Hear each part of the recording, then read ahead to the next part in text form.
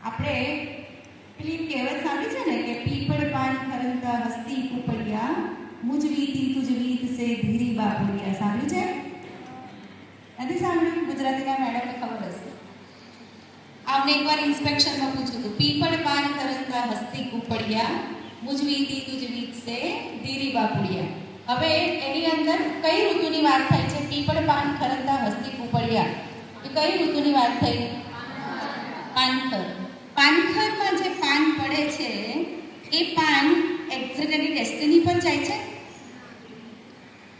એને ખબર હોય છે આમ હવા લાગે તો આ બાજુ જતો રહે, પછી ક્યાંક આગ લાગી હોય તો એ બાજુ જતું રહે, કાદવ કીચડ ભર્યું હોય તો એ બાજુ જતું રહે, કંઈક ખાડો હોય તો ખાડામાં પડી જાય.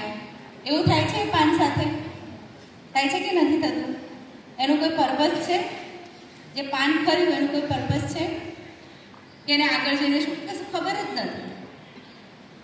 તો હવે તમે રિલેટ કરો કે આપણે પાનખર જેવું છે જીવન, કે આપણને ખબર નથી કે હવે મારે આગળ શું કરવાનું, મારી પેશન શું છે, મારું પર્પઝ શું છે, મારો ગોલ કયો